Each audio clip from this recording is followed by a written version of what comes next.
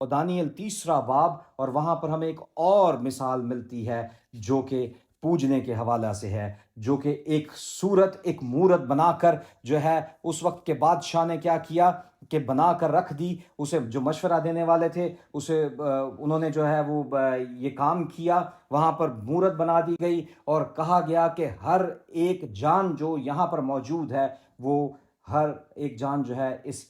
مورت کو جو ہے وہ سجدہ کرے گی، اور جو نہیں کرے گی وہ آگ کی بھٹی میں ڈال دیے جائیں گے. میرے عزیزو، وہاں پر بھی ہمیں مرد خدا نظر آتے ہیں. انہوں نے خدا کے اس دوسرے حکم کو جو موسیٰ کو دیا گیا تھا، اس وقت بنی اسرائیل کو دیا گیا تھا، وہ حکم اپنی زندگی میں رکھے، اپنی زندگی کے اندر ان کو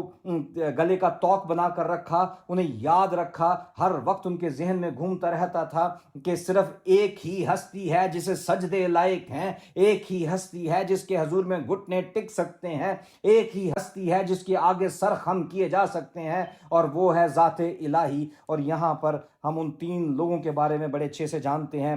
جو کہ حنانیہ اور میسائیل اور عزریہ تھے، جنہوں نے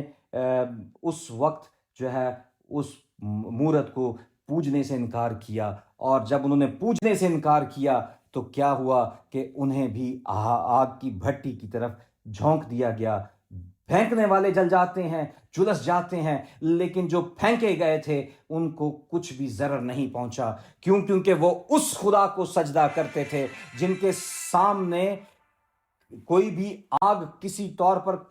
پر بھی کوئی اہمیت نہیں رکھتی تھی، نہ ان کے کپڑوں سے بدبو آتی تھی. وہاں پر وہ جسے پوجتے تھے، جسے سجدہ کرتے تھے، وہ الہزاد خود اس آگ میں حاضر ہو گیا تاکہ اپنے لوگوں کی حفاظت کر سکے. تو میرے عزیزو، ہمارا خدا جسے ہم پوجتے ہیں، جسے ہم سجدہ کرتے ہیں، اگر ہم خدائے قادر کے سامنے سر خم کرتے ہیں تو میرے عزیزو وہ ہمارے سروں کو اونچا کرنے کی قدرت رکھتا ہے. اگر ہم اس کے حضور میں جھکتے ہیں تو وہ ہمیں اٹھانے کی قدرت رکھتا ہے. اگر ہم اس کے حضور اپنے آپ کو خم کرتے ہیں تو وہ ہمیں سیدھا کرنے کی بھی قدرت رکھتا ہے. اگر ہم کسی بھی طور پر نیچا دکھانے کے لیے لوگ جو ہیں ہم آگے بڑھتے ہیں تو میرے عزیزو خدا ان لوگوں کو آگ میں جلسا دیتا ہے، ان کی زندگیاں ختم ہو جاتی ہیں. لیکن خدا جو الہی ذات ہے وہ ہمیں ہر طور پر، ہر لحاظ سے اپنے ہاتھوں پہ اٹھائے پھرتا ہے، اور یہاں تک کہ وہ ہمارے ساتھ ساتھ رہتا ہے،